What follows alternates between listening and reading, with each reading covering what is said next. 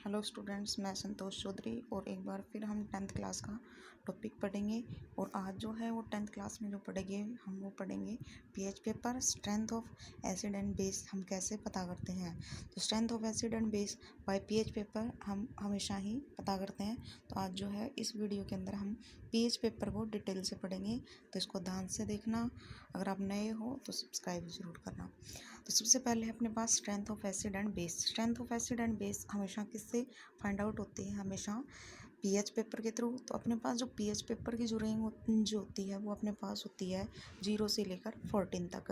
PH का meaning क्या होता है? पीएच जो होता है उसको हम हमेशा पावर ऑफ हाइड्रोजन या पोटेंशियल फॉर हाइड्रोजन कहते हैं। पीएच के जो डिस्कवर्ड हैं वो सोरेंस हैं। उन्होंने एसिड बेस का पता करने के लिए पीएच को बनाया था और साथ में ये बताया था कि अगर हम क्या करते हैं, जो अपने पास क्या होता है 7 जो वैल्यू होती है साल्ट से अगर हम क्या कर रहे हैं अपने पास लेफ़्ट साइड जाते हैं तो एसिडिक जो नेचर होगा वो इंक्रीज़ करेगा। और साल्ट से अगर हम क्या करते हैं 14 की तरफ जाते हैं तो बेसिक जो नेचर है वो इंक्रीज करेगा और एसिडिक नेचर डिक्रीज कर जाएगा।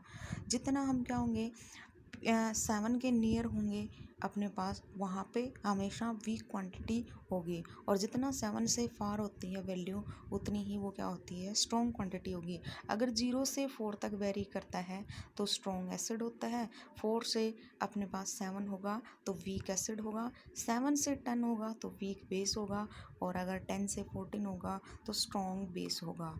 तो यहाँ पे आप देख रहे हो पीएच पेपर बनाया हुआ है। इसके अंदर क्या है, अपने पास एसिडिक जो करैक्टर है वो अपने पास क्या हो रहा है यहाँ पे 0 की तरफ जब आते हैं तो इंक्रीज़ कर रहा है।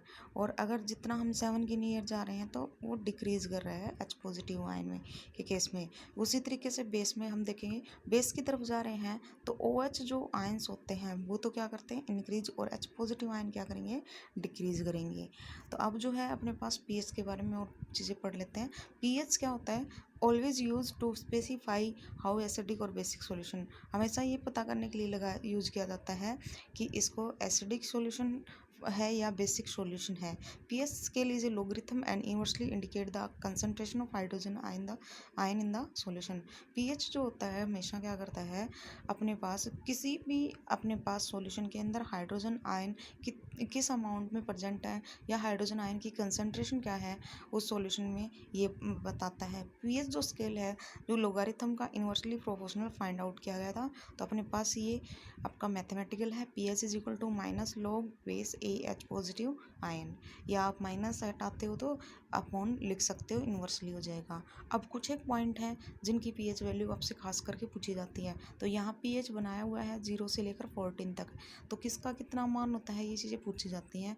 तो सबसे पहले अपने पास है गैस्ट्रिक एसिड। गैस्ट्रिक जो एसिड है उसका जो पीएच होता है हमेशा 1, लेमन जूस का 2 के नियर अबाउट होता है, ऑरेंज जूस का 3, tomato juice 4, black coffee, beer, इस टाइप से कोई भी आ जाए, कॉफ़ी बियर या टी से रिलेटेड कोई भी क्वेश्चन आए तो 5 होगा। यूरिन का जो होता है वो 6 होता है। डिस्टिल्ड वाटर जो होता है उसका पीएच वैल्यू होती है वो 7 होती है। सी वाटर की 8 होती है।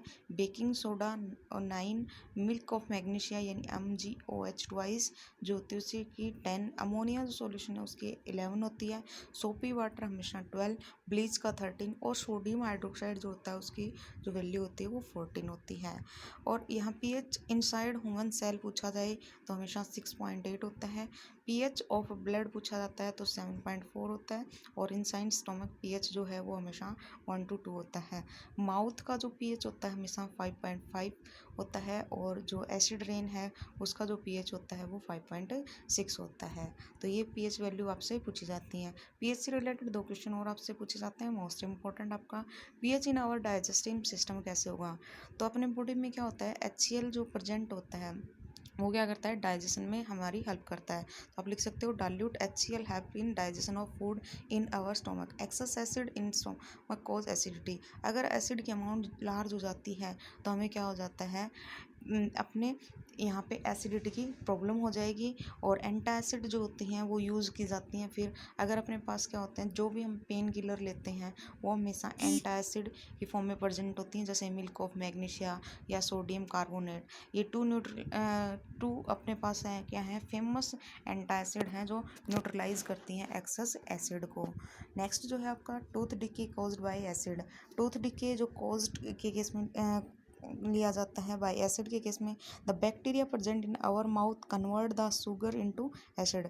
अपने माउथ के अंदर क्या होता है कि बैक्टीरिया प्रेजेंट होते हैं और वो क्या करते हैं, शुगर को किस में कन्वर्ट कर देते हैं, एसिड में। When the pH of acid formed in the mouth fall below. अगर अपने माउथ का जो पीएच है वो क्या करेगा, 5.5 से बिलो करना स्टार्ट कर जाएगा, तो अपना टूथ डिके स्टार्ट हो जाता है, यानी दांतों में प्रॉब्लम हो जाती है। The excess acid has to be removed by cleaning the teeth with a good quality toothpaste. इसलिए क्या किया जाता है, अपने पास टूथपेस्ट का यूज़ किया जाता है। यहाँ पे टूथपेस्ट जितनी भी यूज की जाती हैं वो हमेशा मिल्क ऑफ मैग्नीशिया या अपने पास क्या होगी, बेस से बनी होती हैं सभी की सभी, because their kind of toothpaste of are all alkaline in nature. ये चीज़ बता दी यहाँ पे, क्योंकि यहाँ पे अपने पास क्या होगा, जितने भी टूथपेस्ट होते हैं एंटासिड होते हैं, यानी एसिड को कंट्रोल करने के लिए हमेशा ही क्या लिया जाता है, हम एल्केलाइन बोल सकते हो या बेस अमाउंट यूज की जाती है। तो thank you, like share and subscribe.